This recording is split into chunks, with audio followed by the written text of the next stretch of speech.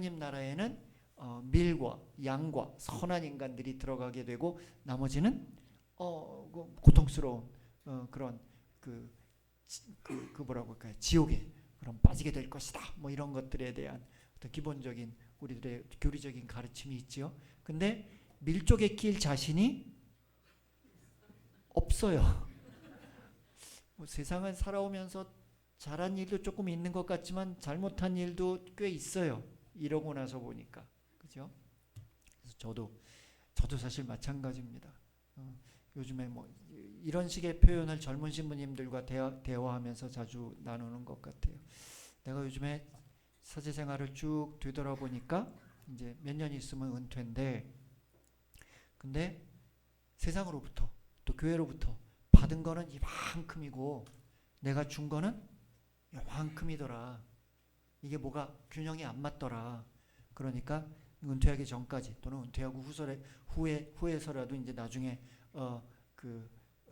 하느님 하늘나라에 가기 전까지 이걸 어떻게 되갚을 수 있을지, 이게 제 인생의 화두다. 뭐 이런 이야기를 자주 합니다. 뭐 여러분들 중에 혹시 이런 생각하시는 분들도 있을 수 있어요.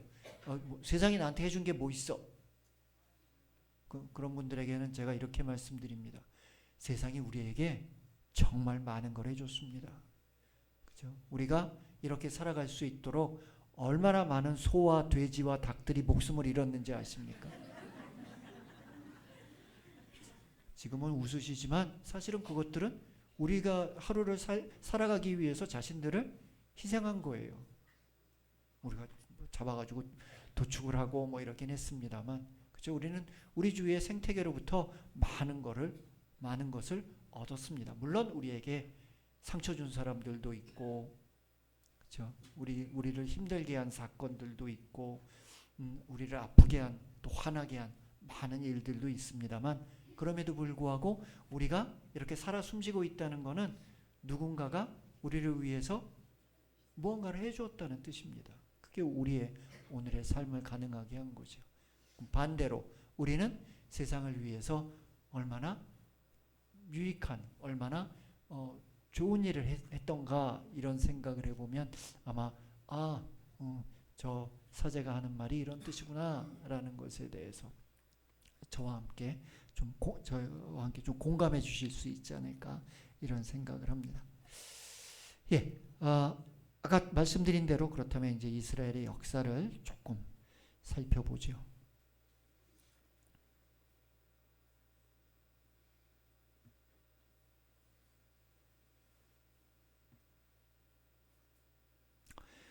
예, 역사 자체를 제가 신학교에서 가르치는 대로 하면은 여기 계신 분들을 제가 15분 이내에 다 잠들게 할 수 있어요. 그건 곤란하겠죠. 그래서 좀 어려운 얘기, 또 너무 이렇게 그런 얘기들은 좀 빼고 이야기식으로 좀 풀어보자면, 하느님 백성, 그러니까 그리스도교가 탄생하기 전에, 예수님이 이 세상에 오시기 전에까지 하느님 백성으로서 세상 안에서 자리 잡고 있었던 그 이스라엘의 역사를 어떻게든지 표 한 장으로 만들어 보면 다음과 같습니다. 주전 15세기에서 13세기의 유목시대가 있었고요. 이 시기가 우리가 창세기에서 알고 있는 아브라함의 시대, 이삭의 시대, 야곱의 시대입니다. 요셉을 거쳐서 그들이 이집트로 가죠. 이집트에서 다시 모세와 함께 고향으로 돌아와서 여호수아와 함께 새로운 나라를 세우기 위해 가나안 땅을 정복합니다. 그리고 나서부터는 부족 시대예요. 여기서 부족이라고 불렀지만 우리에게 익숙한 용어는 지파예요. 12지파가 이스라엘의 어떤 땅을 각각 좀 나눠서 살던 그런 부족 시대. 그러다가 왕정 시대, 권력이 집중되는 시기가 나옵니다. 한 사람의 왕에게 모든 권력이 집중되는, 주전 1000년경에 이제 왕정이 시작된 그와 같은 시기인데요. 주전 1000년경, 인류사에서도 굉장히 의미 있는 시간이에요. 주전 천년경이 언제냐면은요, 철기 시대가 이때 시작합니다. 철기 시대가 인간이 쇠를 가지고 다루고 있어요. 그리고 그런 재료의 측면에서 보면 지금 우리가 2025년 12월을 살고 있는데 지금도 무슨 시대일까요? 지금도 사실은 재료의 측면에서 보면 철이 우리가 사용하고 있는 여러 가지 재료 중에 제일 중요한 재료예요. 뭐 포항제철, 요즘은 포스코라고 부르나요? 그런 제철, 공업 이런 것들이 한 나라의 산업의 어떤 근간이 되는 뭐 중요한 어떤 그 기초적인 산업이 되겠지요. 왕정 시대. 물론 다윗 이전에 사울이라는 임금이 있었습니다만 사울은 하느님의 뜻을 제대로 살아내지 못해요. 그래서 사울에게 있었던 하느님의 영이 사울을 떠나 이제 다윗에게 옵니다. 그랬을 때 여러분들 성경을 열심히 읽으신 분들은 다윗에게 도유하는 사무엘 예언자의 어떤 모습을 기억해내실 수 있을 것 같아요. 그 다윗의 시대에 다시 예루살렘을 중심으로 12지파를 연합해서 이스라엘이라는 나라를 만들죠. 그리고 나서 다윗의 아들의 시대에 솔로몬 시대에는 성전을 짓고 그리고 영토를 확장합니다. 지금의 우리가 알고 있는 이스라엘보다 훨씬 더 넓은 영토로 확장이 돼요. 그런데 솔로몬의 초기에는 잘해요. 그런데 후기에는 조금 문제가 생겨요. 이게 솔로몬이 똑똑한 사람이었던 것 같아요. 정치를 왕 임금으로서 나라를 통치를 하는데 사실 우리나라도 마찬가지죠. 통치는 두 가지가 있습니다. 하나는 나라를 내적으로 잘 다스리는 것, 그리고 또 다른 하나는 외적으로부터 다른 나라로부터 자신의 나라를 보호하는 것. 근데 이 두 번째에서 문제가 생겨요. 솔로몬이 나라를 주위에 있는 나라들로부터 잘 다스리려고 하다 보니까 주위에 있는 나라와 평화로워야겠다라는 생각을 해요. 주위에 있는 나라와 뭐 전쟁을 해서 내가 옆에 있는 나라를 압도해서 평화를 이룰 수도 있지만 그거보다 그렇게 계속 싸우고 그러면 너무 힘이 드니까 우리가 뭐 평화롭게 조약을 맺으면서 서로 평화를 유지해야겠다. 어떻게 보면 나쁜 생각이 아닌 것도 같아요. 근데 고대 사회에서는 그렇게 하기 위해서 제일 좋은 게 뭘까요? 결혼을 해요. 그렇죠? 예, 오늘날에도 왜 대한민국 상류층에서 보면은 서로들 결혼하지 않아요? 그런 것처럼 뭐 정치하는 집안이랑 뭐 경제하는 집안이랑 서로 결혼해서 뭐 하는 뭐 그런 것처럼 솔로몬의 시대에서도 뭐 그런 일들을 해요. 그런데 솔로몬이 그 뭐라 그럴까요? 참 제가 좋은 단어가 안 떠오르는데 솔로몬이 힘이 좋아가지고 그렇게 부인이 많았던 게 아니라 이거 뭐라고 표현해야 되나? 아무튼 이렇게 통치를 하려고 하다 보니까 그죠? 이렇게 주위에 있는 이웃나라 공주들이랑 자꾸 결혼을 해요. 그럼 이웃나라 공주들이 솔로몬한테 시집 오면서 그냥 오는 게 아니라 자기가 모시던 신을 데리고 와요. 그게 신상입니다. 우상입니다. 요즘도 이제 고고학적으로 파보면은 그 우상들이 나오는데 요만해요. 한 30cm? 그럼 신상만 데리고 오느냐? 아닙니다. 각각의 신들에게는 그 신들에게 고유한 축제의 시간이 있어요. 그럼 공주가 솔로몬에게 이야기하겠죠. 내일이 내가 모시던 신의 축제니까 내일은 제 방에 좀 오십시오. 그럼 솔로몬이 나 바빠서 내일 못 가. 이러면 공주가 그 다음날 울고 집에 가요. 그리고 다음날 전쟁 나는 거예요. 그렇죠? 그러니까 솔로몬이 어떻게 했겠습니까? 평화를 위해서 다른 신들의 제사, 축제 뭐 이런 거에도 참여를 한 거예요. 그렇죠? 지금 확실히 확인되지는 않습니다만 예루살렘 성전 안에도 다른 신들의 어떤 우상이 있었지 않았을까? 뭐 이런 식의 어떤 짐작을 합니다. 뭐 저희들이 어떤 확인할 수 있는 방법은 없지만 아무튼 그러다 보니까 우리가 그 구약에 있는 역사서를 읽다 보면 솔로몬이 그렇게 이웃 나라의 공주들과 결혼하면서 솔로몬이 어떤 하느님을 배반하는 이런 모습을 보입니다. 그리고 세속적으로 이제 두 번째 실수를 하는데 어떻게 보면 정성인데요. 예루살렘 성전을 짓는데 조금 지나치게 화려하게 져요.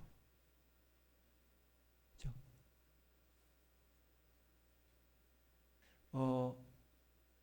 지금 생각으로 얘기하면 한 나라의 1년 예산의 몇 배를 아마 쓴 것 같아요. 그렇죠? 뭐 당시의 임금은 뭐 그런 독보적인 힘을 가졌으니까. 두 번째는 성전을 짓기 위해서는 각 지파들에서 이제 사람들을 뽑아서 일을 시켜야겠죠. 일을 시키는데 자기가 속한 유다 지파한테는 편한 일을 시켜요. 다른 지파한테는 힘든 일을 시켜요. 그러니까 사람들의 불만이 쌓이겠지요. 그렇죠? 예, 저도 옛날에 요 옆에 우리동 본당 제 본당 신부였는데요. 2000년대 초반에. 근데 그때 항상 촉각을 곤두세웠던 게 본당 청소하는 날.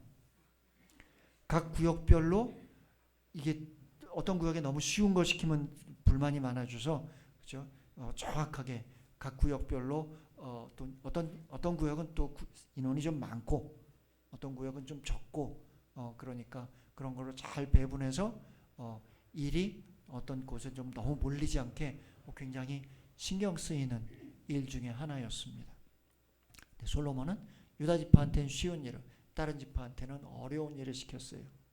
솔로몬한테 여로보암이라는 사람이 가서 임금님, 우리가 이런 식으로 일을 한다는 것을 우리가 조금 불공평하게 느낍니다.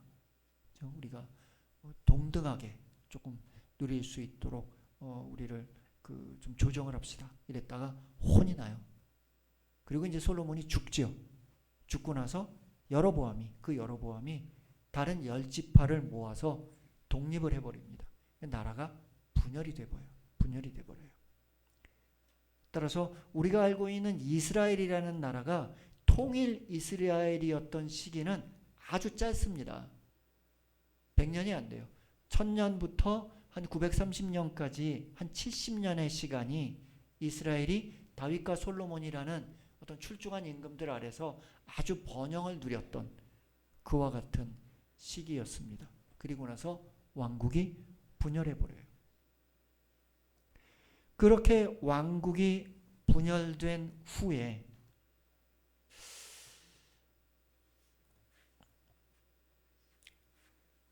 세계사적으로 좀 특이한 일이 등장합니다. 그게 뭐냐면 제국의 등장이에요. 제국이란 말을 저는 이렇게 설명합니다. 제국이 등장하기 이전의 전쟁이라는 거는요, 이런 거예요. A라는 나라와 B라는 나라가 서로 싸워요. 그래서 A라는 나라가 이겨요. 그럼 B라는 나라에 쳐들어가 가지고 막 약탈을 해요. 그리고 돌아와요. 이게 전쟁이에요. 그런데 제국이 등장하고 난 다음에는 A라는 나라와 B라는 나라가 싸우죠. A라는 나라가 이기죠. 들어가서 안 돌아와요. 약탈을 하는 게 아니라 계속 지배해요. 계속 지배해요. B라는 나라가 결국은 사라져버려요. A라는 나라에 그냥 병합이 돼버려요. 나라가 사라져버립니다. 세계사적으로 그렇게 제국을 이룬 첫 번째 나라가 이 아시리아라는 나라인데,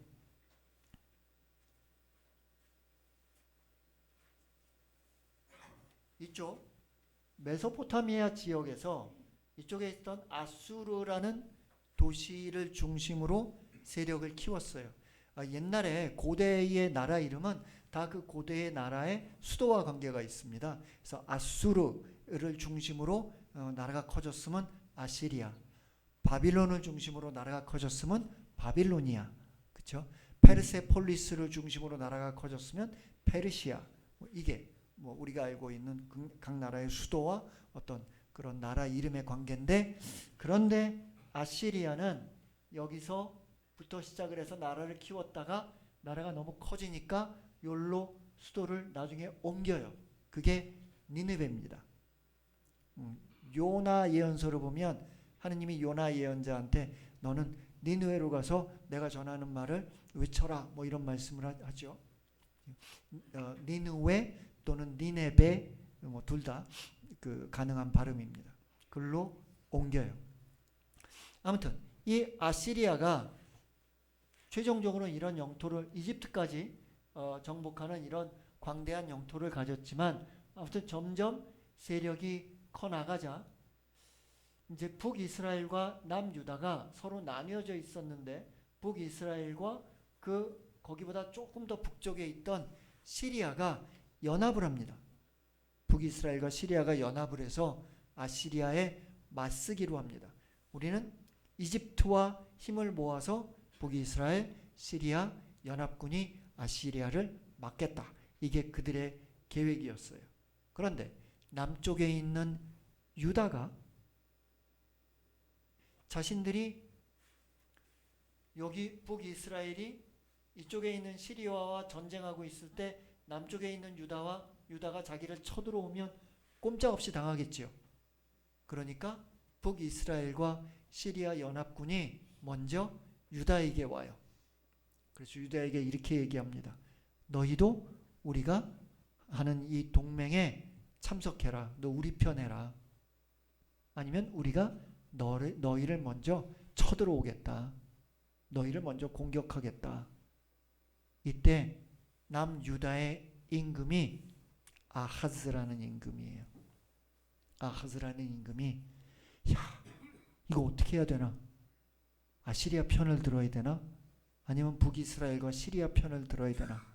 오락가락하고 있을 때 그때 이사야라는 이름의 예언자가 아하즈 임금에게 갑니다. 그리고 임금에게 이렇게 이야기합니다. 임금님, 당신이 지금 이렇게 고민에 빠져 있고 힘든 거는 알겠는데 내가 해법을 가르쳐 주겠습니다. 그 해법은 뭐냐?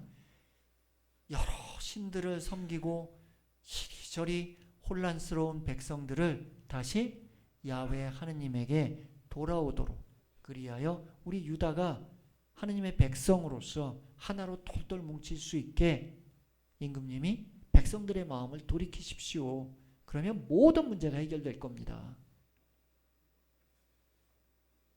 아하스가 그 말을 들었을까요? 안 들었을까요? 예. 아무튼 그 통치를 하는 분들은 뭐 세속적인 계산을 하지 않을 수 없는 것 같아요. 아무튼 그 말을 듣지 않습니다. 그러자 이사야가 이렇게 얘기하죠. 임금님, 하느님께 표징 하나를 청하십시오.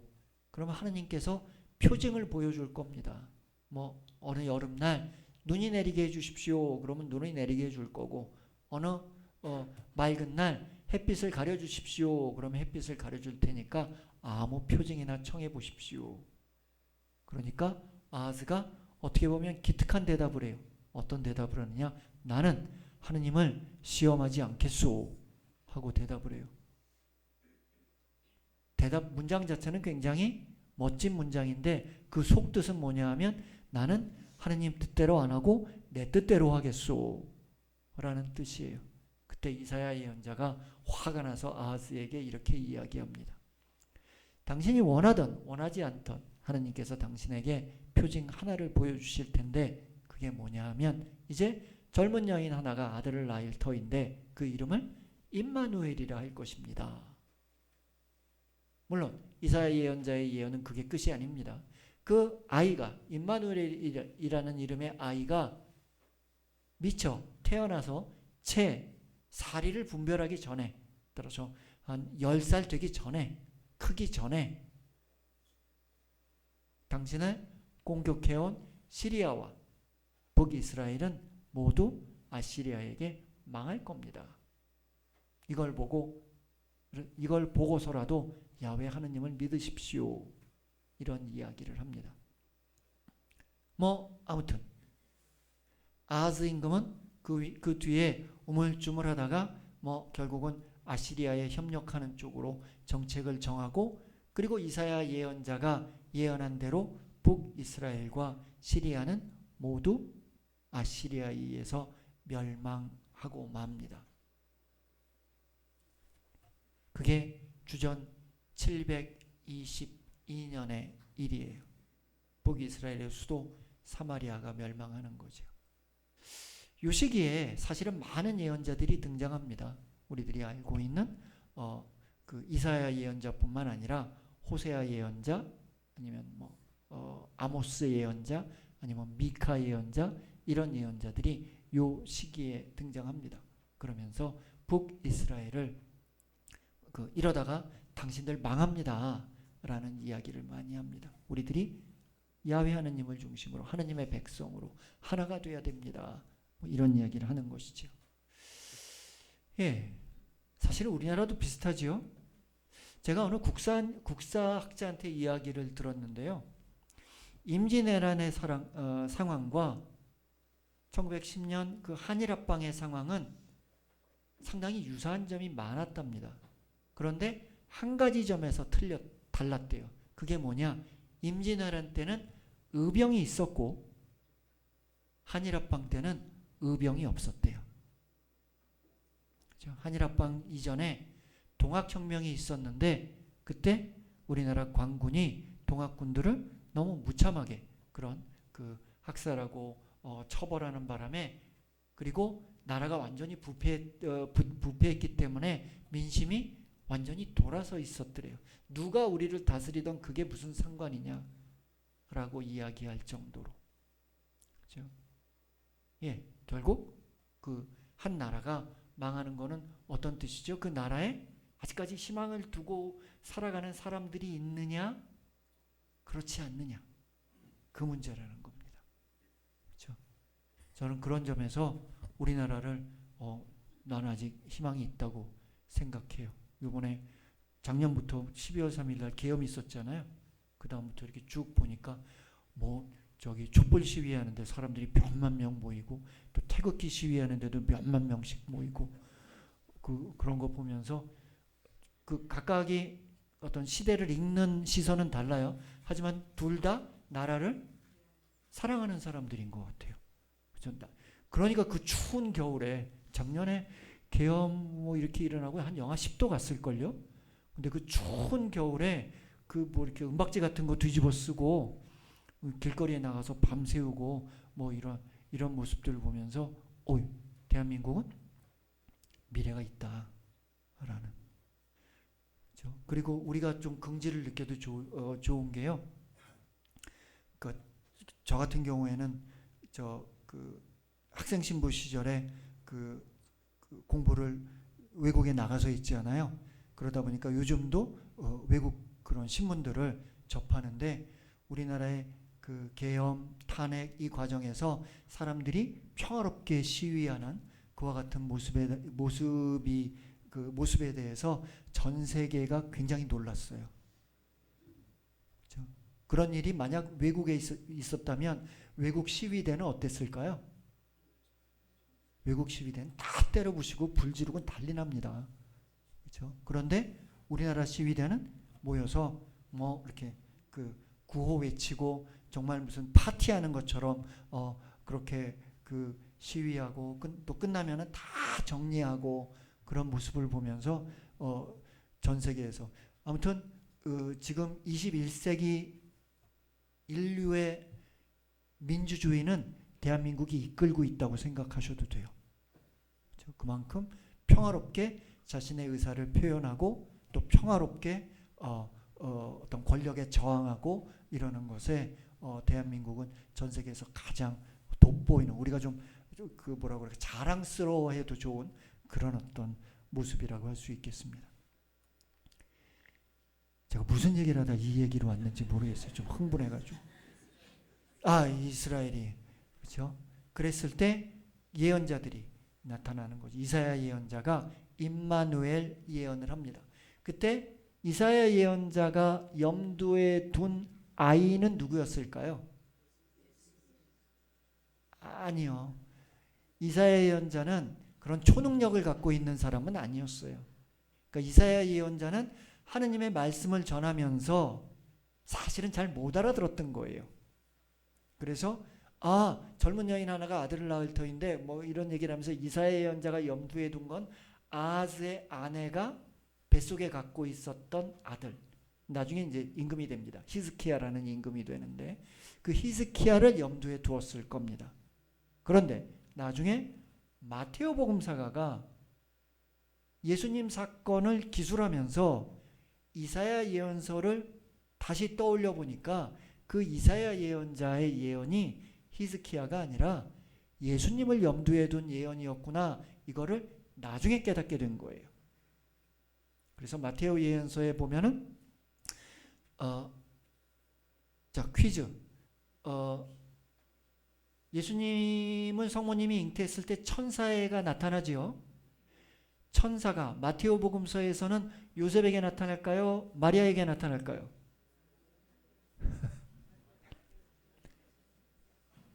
힌트. 루카복음에서는 마리아에게 나타나요. 힌트. 루카복음에서는 마리아에게 나타나요. 마테오복음에서는 요셉에게 나타나요. 그렇죠? 예, 마테오복음에서 요셉에게 나타나면서 어떤 성서 구절을 인용하느냐? 바로 이 구절을 인용합니다. 이제 젊은 여인 하나가 아들을 낳을 터인데 그 이름을 임마누엘이라 하리라 한 그 예언이 이 예수 아기를 통해서 이루어졌다. 물론 예수님의 이름이 임마누엘이 된 건 아닙니다. 하지만 예수의 탄생을 통해서 임마누엘이라는 이름이 실현됐어요. 임마누엘 히브리 말로 어떤 뜻이냐? 임마누 그러면 우리와 함께입니다. 엘은 하느님이란 뜻이에요. 임마누엘 하느님이란 뜻이에요. 그렇죠? 예, 우리들이 알고 있는 대천사의 이름 가브리엘, 라파엘, 미카엘 다 마지막 엘은 하느님이란 뜻이에요. 그렇죠? 제가 잘난 척을 좀 하죠.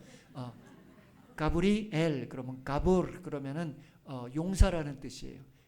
엘 신의 용사. 미카엘 이건 문장이에요. 미카 그러면 누구와 같으냐? 누가 미카엘 하느님 같으냐? 하느님을 찬미하는 천사예요. 라파엘 라프 그러면 치유한다는 소리예요. 라파엘 하느님께서 치유하신다. 하느님께서 우리를 낫게 해주신다. 이런 뜻이에요. 예. 임마누엘 하느님께서 우리와 함께 계신다. 또는 하느님께서 우리와 함께 계시기 위해서 이제 사람이 되어 우리에게 오셨다라는 거죠. 아무튼 이 아시리아의 시기에 북이스라엘은 멸망을 해버려요. 역사에서 사라져버립니다. 남유다는 아시리아의 공격에서 겨우 살아남아요. 그리고 이게 역사적으로 확인이 돼요. 아시리아에도 보면 역사 기록이 있겠죠. 아시리아의 역사 기록을 보면 산헤립이라는 임금 때 전체 지역을 다 정복하는데 그런데 자신이 정복한 지역의 도시 이름을 다 적어놨어요. 그래서 아시리아의 기록을 보면 제가 오늘 여기 오기 전에 씌워봤거든요. 46개의 도시 이름이 나와요. 예루살렘 이름은 안 나와요. 따라서 유다는 자신의 영토를 많이 잃었지만 영토를 많이 잃어버렸어요. 하지만 예루살렘은 함락되지 않았어요. 나라를 지켰어요. 결국 누구의 예언이 실현됐느냐? 이사야의 예언이 실현된 거죠. 쟤네들이 뭐라고 하든 이방인들이 와서 예루살렘을 함락시키는 일은 없을 겁니다. 라는 이사야의 예언이 실현된 거예요. 사람들은 이사야 예언자를 막 떠받쳤습니다. 그리고 세월이 흘렀어요. 세월이 흐르면서 아시리아가 이제 조금씩 약해지면서 아시리아보다 조금 남쪽에 있던 역시 이쪽에 있던 바빌로니아라는 나라가 점점 커지기 시작했어요. 따라서 아시리아도 바빌로니아도 요즘으로 따지면 어느 나라냐 하면 이라크예요. 페르시아는 이란이에요. 근데 아시리아나 바빌로니아, 우리가 구약 성경에서 만나는 그 두 나라는 이라크예요.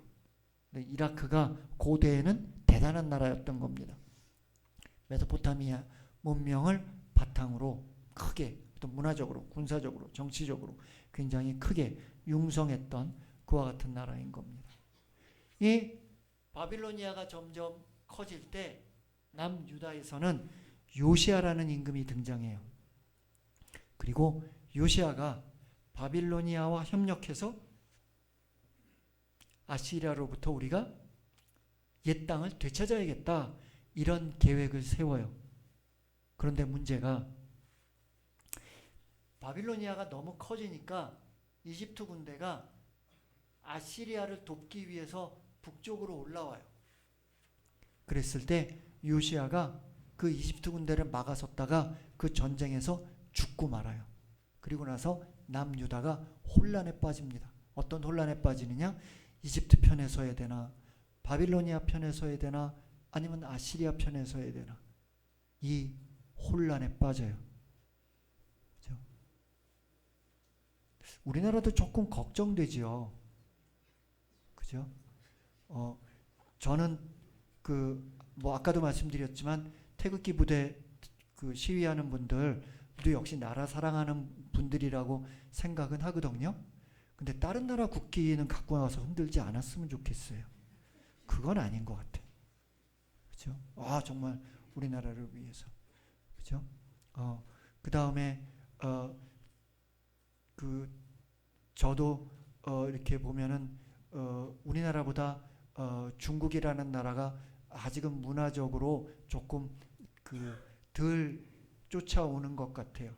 그러니까 예를 들어 공중 도덕을 지키는 면에서는 우리 솔직하게 얘기합시다. 일본이 우리보다 나아요. 일본 거리 깨끗해요, 우리보다. 교통 질서 일본 사람들이 더 잘 지켜요. 그렇죠? 공중 도덕은 우리나라는 일본보다 조금 미친 것 같아요. 아직 그 수준까지 못 간 것 같아요. 중국은 우리보다 조금 덜한 것 같아요. 네, 그렇긴 하지만 그렇다고 해서 그렇게 혐오 발언하는 거, 이거는 하나님의 뜻은 아닌 것 같아요. 그렇죠? 예, 일본 사람들이 한국 사람들에 관해서 혐오 발언한다면 우리는 상처받겠죠. 그렇죠? 예, 우리가 객관적으로 아직까지 공중 도덕이라든지 어떤 윤리적인, 사회 윤리적인 면에서 저 나라는 조금 더 발전해야지, 이런 생각, 저 나라는 좀 우리가 보고 배워야지, 이런 생각은 할 수 있겠지만, 그렇다고 해서 어떤 피부색이라든지 문화라든지 언어라든지 이런 거를 가지고 누군가를 혐오한다면 그건 이 세상을 사랑으로 창조하신 하느님의 뜻은 아닙니다. 그렇죠? 신문에 보니까 중국 관광객들이 와서 어디서 어떻게 했대더라. 에이, 그렇게 하면 안 되지. 그런 관광객들이 그런 식으로 함부로 우리 질서를 무너뜨리지 않게 그럼 우리가 어떻게 조처하면 될까, 이런 고민을 할 수 있겠죠. 그렇죠? 하지만 그런 외국인에 대한 혐오, 이거는 제 생각에 우리 신앙의 입장으로도 신앙의 관점에서 보아서도 우리는 고백성서 볼 때 우리가 고백해야 될 중요한 죄 중에 하나가 아닌가, 이런 생각을 해봅니다. 아무튼 바빌로니아 이런 왕국이 점점 커질 때 이런 사람들이 마음이 어느 쪽에 붙어야 하지, 이런 이야기가 등장합니다. 그때 예언자가 하나 또 등장해요. 예레미야 예언자예요. 이 예레미야 예언자는 당시에 예루살렘으로 중심으로 활동하던 기존 예언자들과 충돌합니다. 그 기존 예언자들은 어떤 예언을 했냐 하면 예루살렘은 멸망하지 않는다라는 이사야 예언자의 예언을 앵무새처럼 반복하던 사람들이에요. 하지만 그들은 하느님의 말씀을 듣고 그것을 이야기했던 사람들일까요? 아니면은 이사야 예언자를 앵무새처럼 반복하면서 자신의 이득을 취하던 사람들이었을까요? 후자입니다. 후자예요. 예레미야 예언자는 그들을 향해서 너희들은 거짓 예언자다 라고 이야기합니다. 그리고 우리 유다와 예루살렘은 이제 망한다. 이게 하느님의 심판이다. 우리가 하느님으로부터 너무 멀리 떠나왔어. 하느님이 우리를 이제는 지켜주실 수 없어. 그러면서 유다와 예루살렘의 멸망을 예고합니다. 이건 하느님의 심판이고 이건 우리가 받아들여야 한다. 이게 이제 동전의 앞면이에요. 동전의 뒷면이 있어요. 그게 뭐냐? 예레미야 예언자는 그러면서 이런 얘기를 합니다. 그것은 한편으로 보면 하느님의 심판이지만 이것을 통해 하느님께서는 우리를 정화하신다. 노아 홍수 때 우리가 심판을 경험했잖아요. 하느님이 뭘로 심판하시죠? 물로 심판하세요. 그렇죠? 물로 세상을 가득 채웁니다. 물은 죽음과 혼돈을 의미하지만 다른 한편으로는 물은 우리를 정화합니다. 하느님께서 물과 함께 세상을 정화하셨다라는 것이죠. 여기서도 역시 마찬가지입니다. 바빌로니아라는 도구와 함께 하느님께서 유다와 예루살렘을 정화하셨다. 그렇죠? 그 정화를 통해서 이스라엘은 다시 회개할 수 있게 됩니다. 그리고 그 회개한 이스라엘에게 유다에게 새로운 시작을 선포하는 것. 이게 예레미야 예언이 갖고 있는 하나의 어떤 깊은 영성입니다. 우리는 우선 심판을 겪겠지만 그 심판을 통해서 우리는 정화될 것이다. 그리고 지금이라도 늦지 않았으니 회개한다면 하느님께서 우리 선조들에게 약속하신 그 땅을 우리들에게 다시 되돌려 주실 것이다 라는 그와 같은 희망이죠. 이건 사실은 대단한 겁니다. 한 나라가 망해가요. 한 나라가 이제 뭐 촛불 앞에 있는 그와 같은.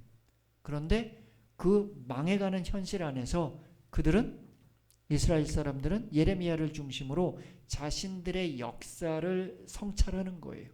우리가 왜 이렇게 되었을까를 신앙의 관점에서 되짚어 보는 겁니다. 그렇죠? 우리도 한 번쯤 이 대림의 시기를 맞이해서 할 수 있는 일이라 생각합니다. 그렇죠? 신앙의 관점에서 어린 시절부터 지금까지의 나의 삶을 한번 되짚어 보는 겁니다. 내 인생의 어떤 순간 나는 하느님으로부터 멀리 떨어져 있었구나.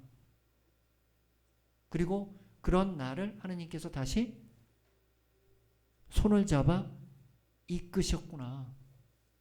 그렇죠? 그러니까 여러분들이 지금 이 개봉동 성당 이 대림의 시간 이 성당 안에 이렇게 앉아 계시겠죠. 그렇죠?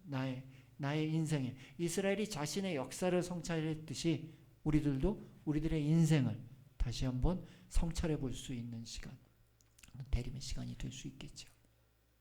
아무튼 그리고 그들은 유배를 가요. 예루살렘은 여기인데 여기에 있는 바빌론으로 유배를 가서 50년 동안 노예살이를 합니다. 그렇죠? 우리가 일제강점기가 몇 년이었죠? 36년이에요. 그리고 우리는 우리 땅에서 뭐 일본의 지배를 받았어요. 하지만 유다인들은 예루살렘까지 끌려가서 노예살이를 하면서 50년 동안, 그렇죠? 그렇게 자신의 정체성을 잃어갈 때 그때 예레미야 예언자와 그들이 남긴 말들이, 그렇죠? 그들이 남긴 신학이, 그들이 남긴 어떤 신앙이 그들을 지켜줍니다. 만약 그런 일이 없었다면 이스라엘은 어떻게 됐을까요? 역사에서 사라졌을 겁니다. 그렇죠? 예, 우리가 알고 있는 인류사에서 그 숱한 민족들과 나라들이 한 번씩 등장했다가 아무도 모르게 사라진 일들이 많이 있습니다. 그렇죠? 사실 우리도 대단한 거예요. 여기서 아직까지 이렇게 버텼다는 게, 그렇죠? 대단한 거예요. 그래서 어떤 분은 그런 얘기를 하더라고요. 한반도의 가장 큰 축복은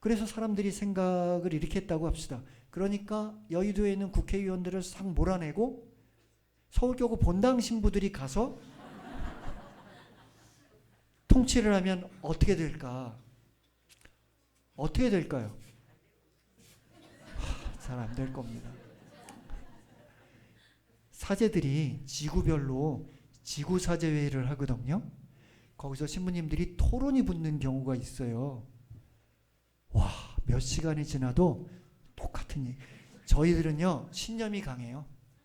신념이 강하다 보니까 순교를 할지언정 타협은 안 해요. 그러니까 정치가 되겠어요? 잘 안 되죠. 아무튼 이스라엘이 유배에서 돌아왔는데 일시적으로 신정 통치를 한 것 같아요.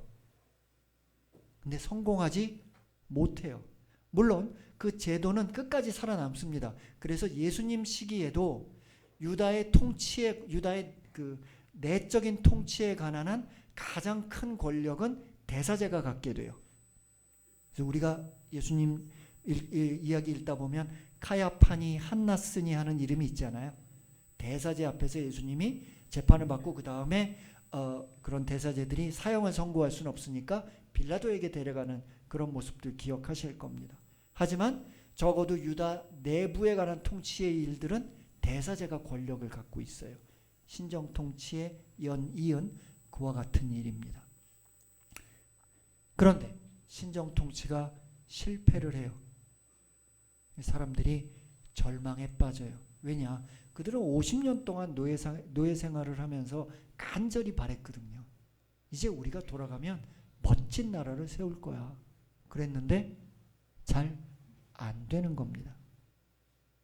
그래서 이스라엘 역사에서 처음으로 뭐가 등장하느냐 하면 종말론이라는 게 등장해요. 그리고 그 종말론이 신정 사상과는 다르게 메시아 사상을 중심으로 하느님께서 새로운 왕국을 이루어 주실 거야 라는 믿음이 있었다고 했죠. 그것과 결합해서 종말론적인 메시아 사상이라는 것이 이스라엘 안에서 생겨납니다. 이게 뭐냐면 그 전까지 예언자들은 이런 식으로 예언했어요. 그날이 오면 이렇게 좋은 새로운 세상이 올 거야. 그 예언자들이 얘기한 그날은 뭐냐 하면 우리가 바빌론에서 고향으로 돌아가는 그날입니다. 근데 그날이 왔는데도 그 일이 이루어지지 않았잖아요.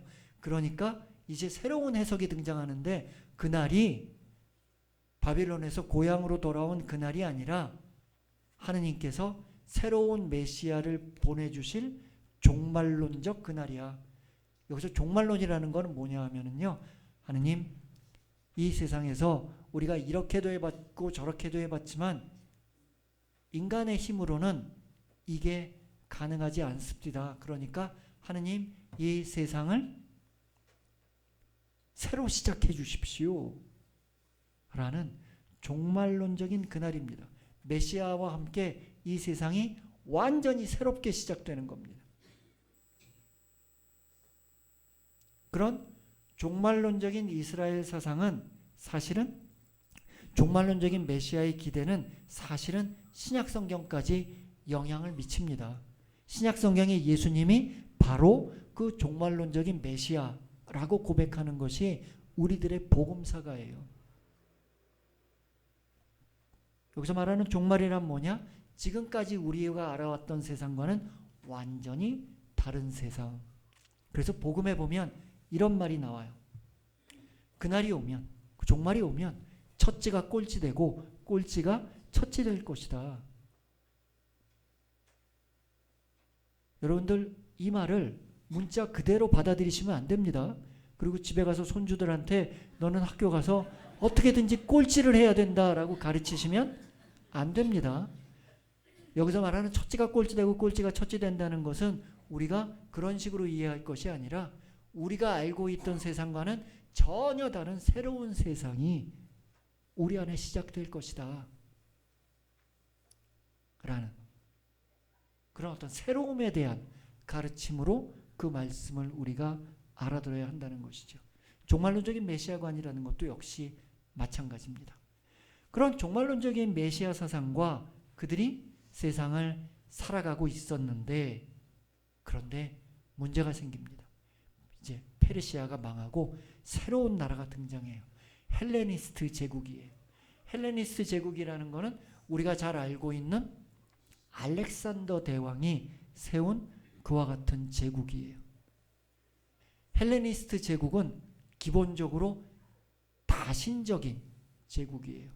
헬레니즘이라는 것은 알렉산더 대왕의 그 생각은 뭐냐 하면, 그리스의 어떤 문명과 가나안 지역 또는 메소포타미아 지역 또는 이집트 지역, 이런 다양한 문물을 함께 조합하면 더 근사한 게 나올 거야. 헬레니즘은 그런 의미에서 일종의 혼합주의예요. 그러다 보니까 다양한 신들을 하나의 신전에 묶어놓는 거를 좋아했습니다. 나중에 이제 로마 제국에서도 판테온이라는 그 건물이 등장하는데요.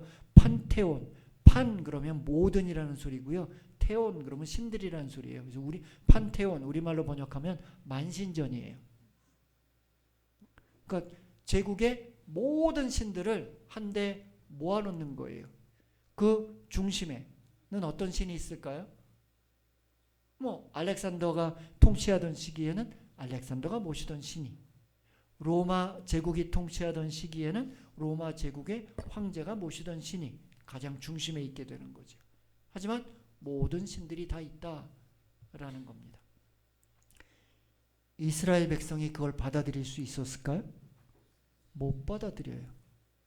그래서 이스라엘 백성이 우리는 황제에게 조공도 바치고 세금도 내고 하려는 거 다 하겠지만, 하지만 우리는 다른 신은 못 섬깁니다.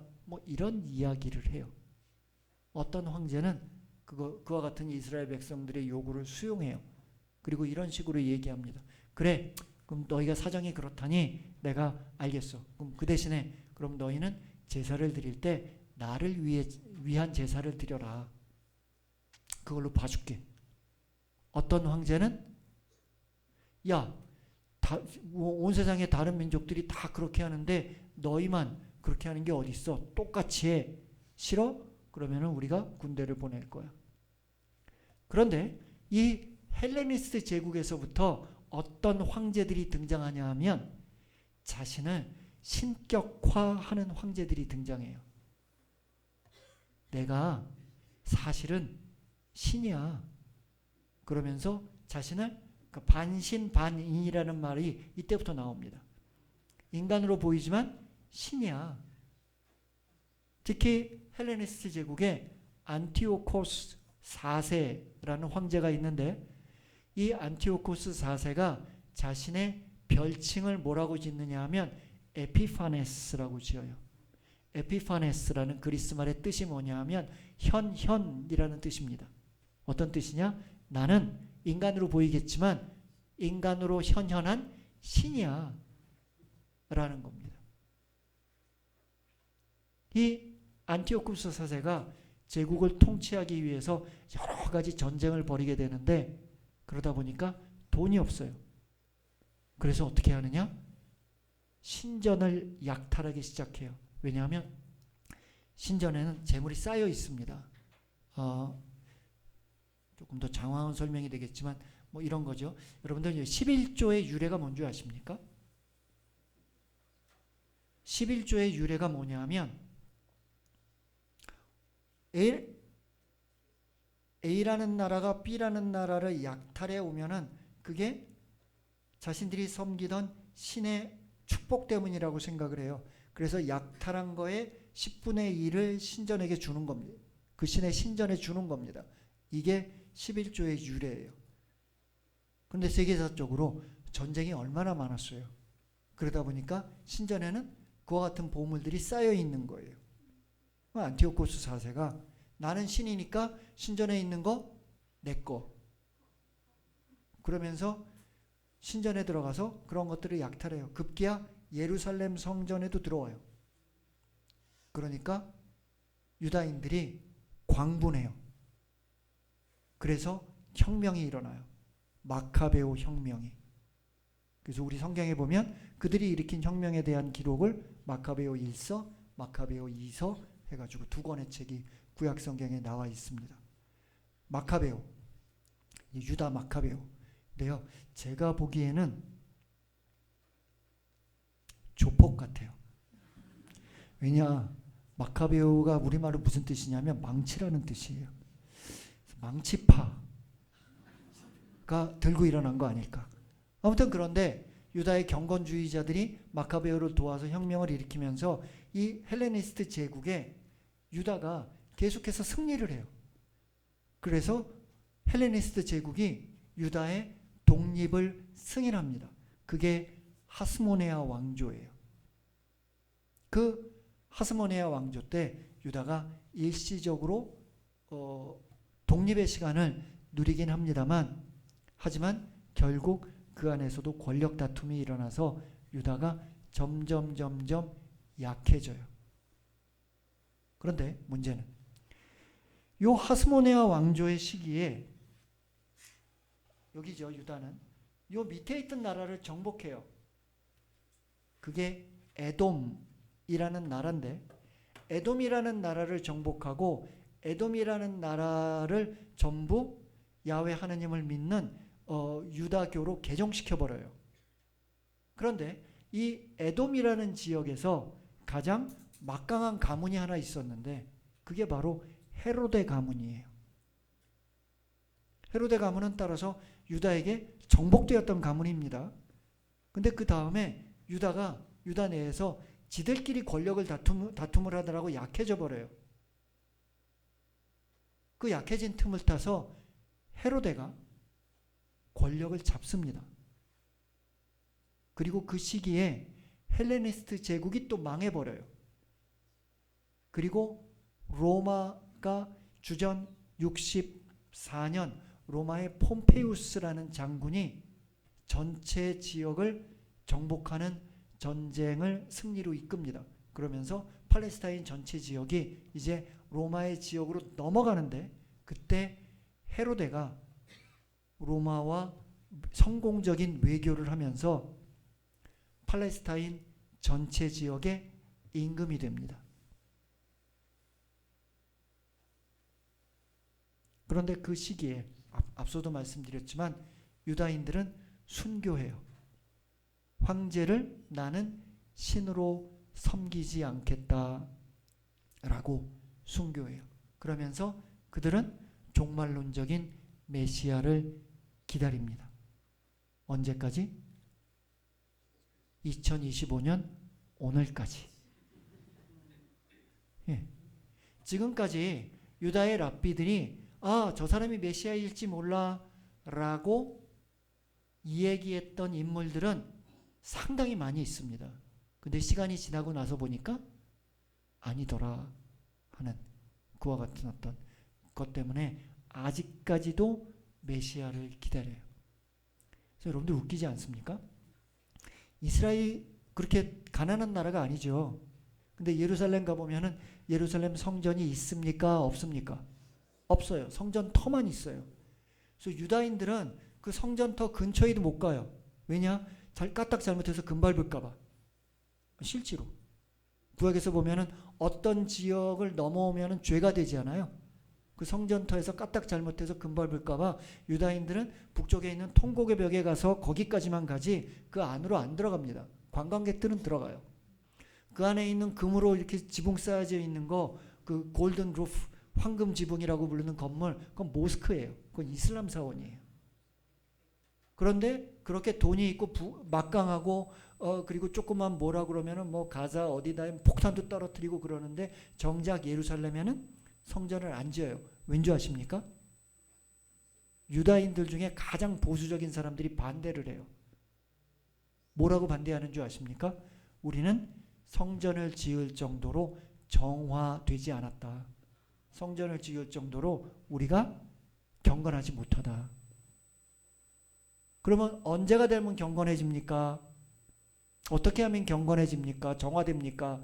그러면 그 경건주의자들은, 그 보수주의자들은 뭐라 그러냐? 성전이 있어야 제사를 드리면서 우리가 정화될 수 있어. 따라서 이게 순환이 되죠. 성전이 없으니까 정화가 안 되는 거고, 정화가 안 되니까 성전을 못 짓는 거예요. 그럼 어떻게 하면 됩니까? 메시아가 나올 때까지 기다려야 된다. 그래서 그들은 오늘날까지도 메시아를 기다려요. 그 북쪽에 있는 통곡의 벽에서 기도하는 유다인들 중에 그 대부분의 기도는 바로 그겁니다. 주님, 하느님 빨리 우리에게 메시아를 보내주십시오. 우리가 다시 성전을 짓고 당신 나라를 바르게 세울 수 있도록. 아직까지도 어떤 민족적인 그와 같은 그 테두리를 벗어나지 못하는 거죠. 아무튼 이와 같은 시기에 유다인들이 결국은 다시 유배에서 돌아와서 새로운 시도도 해봤지만 실패했고, 그리고 마카베오 혁명과 함께 새로운 왕국도 세워봤지만 또 실패했고, 그러면서 이런 제국의 황제들 아래에서 계속해서 순교하면서, 그럼에도 불구하고 자신의 신앙을 지켜가면서 억지로 신앙을 지켜가던 그와 같은 시기에 베들레헴에서 아이가 하나 태어납니다.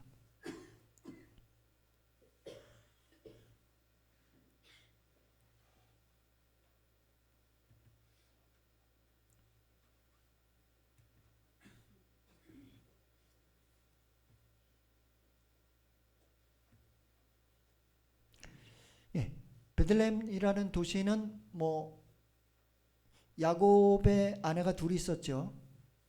라헬과 레아. 라헬이 묻힌 곳이고, 그리고 성경에서 보면 룻기라는 책이 있는데, 룻이라는 여인이 나오미 시어머니와 함께 돌아와서 혼인하고 살다가 죽은 곳이고, 그 룻의 그 증손자가 다윗이죠. 그 다윗의 고향이기도 합니다. 그 베들레헴에서, 그렇죠? 아이가 태어나는 거죠. 엄격하게 히브리말을, 우리말은 베들레헴 그러는데 엄격한 히브리말 발음은 벳레헴, 삼음절이에요. 벳레헴. 저랑 같이 한번 해보시죠. 벳레헴. 여러분들 히브리말 할 줄 아시는 겁니다. 벳 그러면은 집이라는 소리예요. 벳. 레헴 그러면은 빵이라는 소리예요. 빵집이에요. 예수님은 빵집에서 태어나셨어요. 예. 제가 언제 한번 여행을 하는데 옆자리에 있는 분이 저한테 물어보시더라고요. 뭐 하시는 분이세요? 그래서 제가 빵 장사합니다. 신자분들 오시면 저희가 빵을 나눠드리잖아요. 그렇죠? 빵 장사입니다. 그래서 이제 제가 위기를 모면했었는데, 아무튼 그렇죠. 그다음에 빵 의미하는 바가 많죠. 그렇죠. 예수님이 뭐라고 그러십니까? 나는 생명의 빵이다. 너희는 이 빵을 받아 먹어라. 라는, 그렇죠. 어떤 양식 내지는 생명 이런 것들을 상징하는 그곳에서 예수님이 태어나셨습니다. 이 베들레헴이라는 곳을 제가 사진 자료를 좀 갖고 왔는데요. 여기서 보면 멀리서부터 갑니다. 이쪽이 베들레헴이에요. 항공사진으로. 그리고 여기서 보면은 이쪽은 헤브론이고 여기가 베들레헴이에요. 그리고 여기서도 보면 이쪽에 이제 북쪽 언덕에서 본 베들레헴 전경입니다. 예. 베들레헴에 있는 예수 탄생 성당의 모습이 어렴풋하게 보이죠. 그 예수 탄생 성당으로 올라가는 베들레헴의 번화가라면 번화가입니다. 예수 탄생 성당인데요. 여기 보면 문이 조그맣게 있죠. 사람 키보다 작아요. 왜 그러냐 하면 본래 문은 이만큼 컸었는데 십자군 전쟁이 있고 그럴 때 자꾸 군인들이 말을 타고 들어가거든요. 그러니까 그거를 못하게 하려고 문을 이렇게 작게 만들어 놨어요. 그래서 저 정도의 신장이라도 이제 허리를 굽히고 들어가야 되는. 그 안에 들어가면 중앙 제대가 있고 이런 어떤 그 성전의 모습을 볼 수가 있습니다.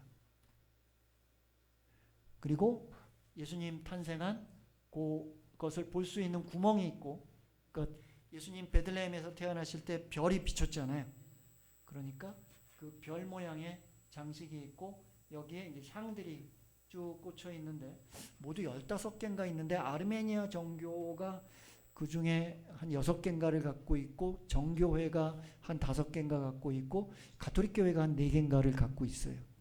그리고 이 베들레헴 그 예수 탄생 성당의 큰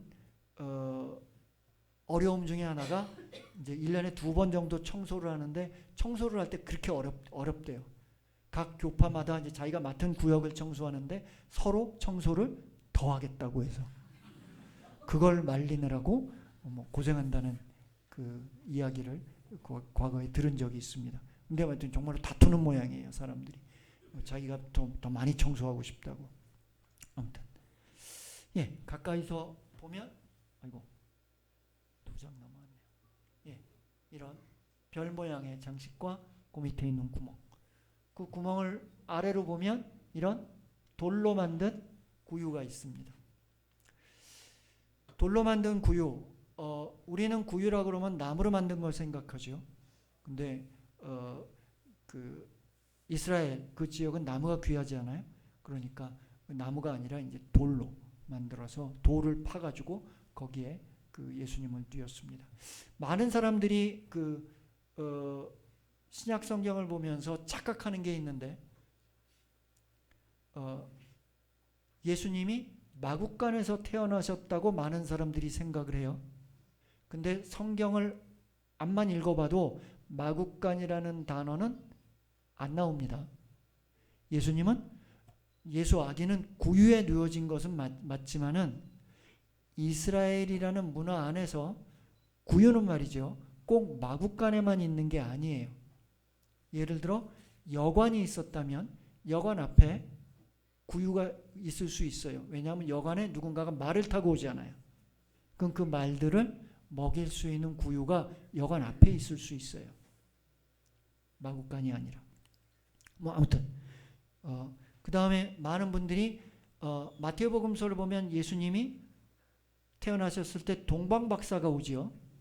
그 동방박사가 3명이라고 생각하는데 성경을 읽어보면 동방박사들이 왔지 3명이란 말은 없습니다. 근데 왜 우리는 3이라고 생각할까요? 선물이 3개니까 한 사람이 하나씩 들고 왔겠지. 그래서 심지어 교회 안에서 어떻게 보면 성경 외적인 전통이 생겼는데 거기선 동방박사들 이름도 있어요. 그래서 발타살, 멜키올, 카스퍼 이래가지고 동방박사 이름도 있는데 성경에서 보면 동방박사들이 왔어요. 둘이서 선물 3개 들고 왔을 수도 있고 한 5이서 3개만 갖고 왔을 수도 있어요. 그리고 본당 신부님이 한 번쯤 강론 때 말씀하실 수도 있겠지만 성경에는 나오지 않지만 그 4번째 동방박사라는 아름다운 성경 외적인 이야기가 있습니다. 나중에 본당 신부님 통해서 들으시면 좋을 것 같아요. 아무튼 예, 자, 이 예수 아기가 이렇게 구유에서 태어나요. 그 아이를 맨 처음에 본 사람은 누굴까요? 엄마 아빠 빼고 목동이라고 생각하는 분들이 있고 동방박사라고 생각하는 분들이 있어요. 여기서 한번 그냥 솔직하게 물어보죠. 내가 보기에는 예수 아기를 처음에 만난 사람들은 목동이다. 내가 보기에는 동방박사다. 네. 제가 자신 있게 말씀드릴 수 있습니다. 모릅니다.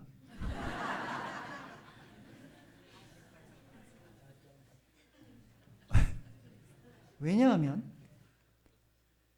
마테오 복음서에서는 동방박사가 나와요. 왜냐? 마테오 복음서는 유다인들을 향해서 쓰여진 복음서거든요. 그러니까 유다인들이 아까부터 뭐 어떤 말씀 드렸죠? 메시아를 기다렸잖아요. 메시아라는 것이 우리말로 번역해서 제일 알아듣기 쉬운 말로 의역하자면 임금이에요. 그들을 다스려줄 임금을 기다리는 거거든요. 따라서 마태복음서에서는 유다인들을 향해서 복음을 썼으니까 예수 그리스도가 누군 줄 알아? 바로 우리가 기다리던 그 메시아가 예수 그리스도야. 그런데 마태복음을 쭉 읽다가 마지막 부분으로 가면 한 번 반전이 일어나요. 어떤 반전이 일어나느냐? 마태복음 28장 마지막 부분에서 그 부활하신 예수님이 마지막 제자들에게 이렇게 얘기하죠. 너희는 온 세상 방방곡곡으로 가서 내 이름으로 세례를 주고 내가 가르친 것을 가르치고 그 가르침에 따라 사람들이 살아가도록 도와주어라. 내가 세상 끝날까지 너희와 함께 있겠다. 나는 하늘과 땅의 모든 권한을 받았다. 이런 말씀을 하세요. 즉 자신의 왕권을 얘기하는 겁니다. 반전은 뭐냐? 복음을 쭉 읽으면서 사람들은 유다의 임금 이야기를 읽고 있다고 생각했는데 끝에 가보니까 예수 그리스도는 유다의 임금이 아니라 온 세상의 임금이었구나 라는 놀라움이 있는 겁니다. 그럼에도 불구하고 동방박사가 왔다는 것, 유다의 새로운 임금이 태어났다는데 그분을 우리가 만나러 왔습니다 라는 동방박사의 존재는 마태복음에서는 중요한 거예요. 반면에 루카복음은 이방인들에게 쓰여졌어요. 이방인들은 메시아라는 단어를 알까요? 모를까요? 모르죠. 처음 듣는 소리예요. 그건 중요하지 않아요. 그렇죠? 예수님이 임금으로 왔는지 아닌지 이런 거는 중요하지 않아요. 루카복음에서 중요한 거는 예수님이 구원자로 오셨다는 거예요.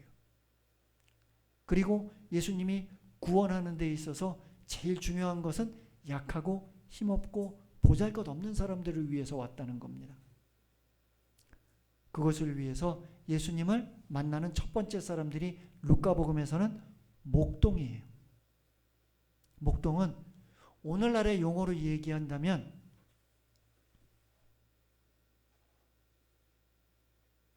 비정규직, 일용직 근로자예요.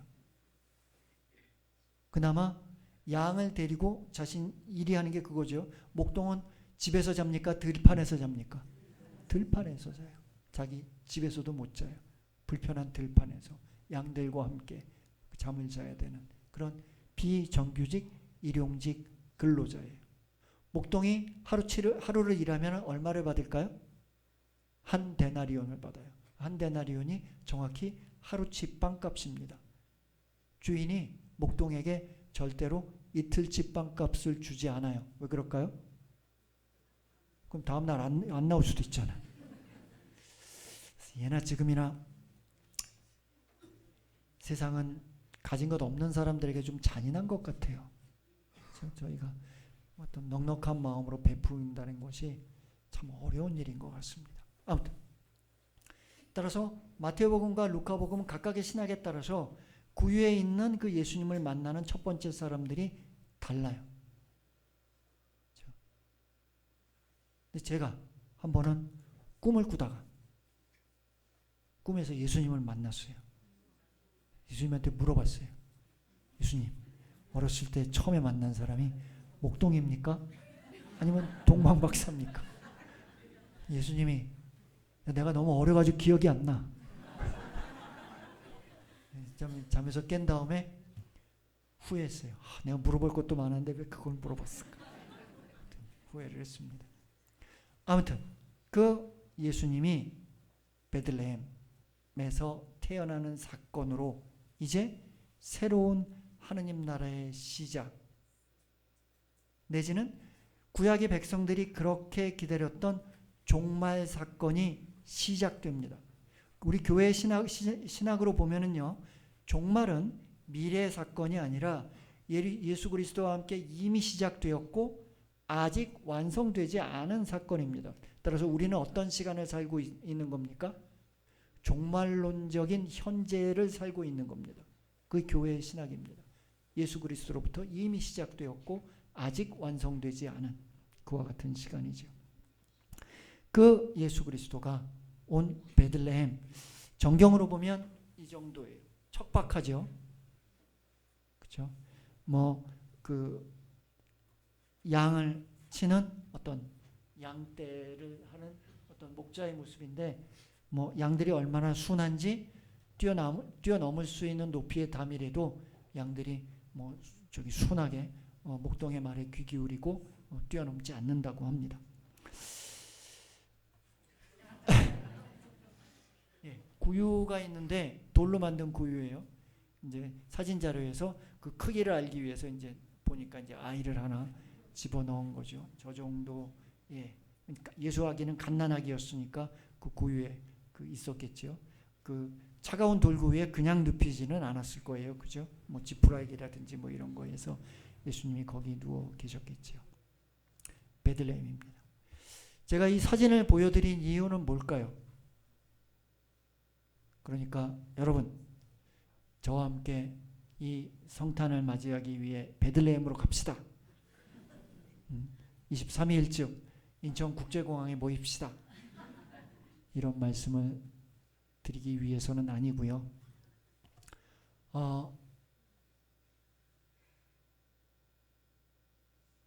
우리들 스스로를 살펴보면, 돌아다 보면 우리들 내면에도 여러 가지 장소가 있어요.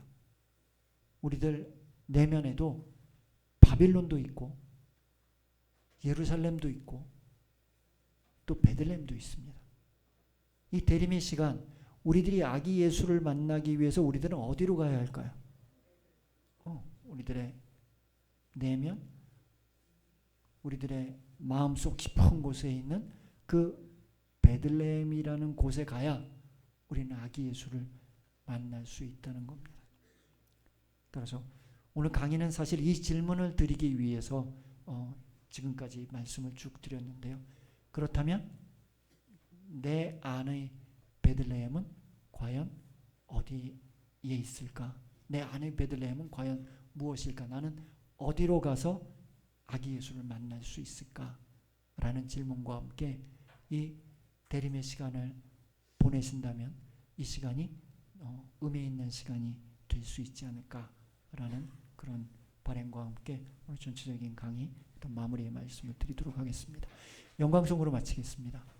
성부와 성자와 성령의 이름으로 아멘. 영광이 성부와 성자와 성령께 성부와 성자와 성령의 이름으로 수고하셨습니다.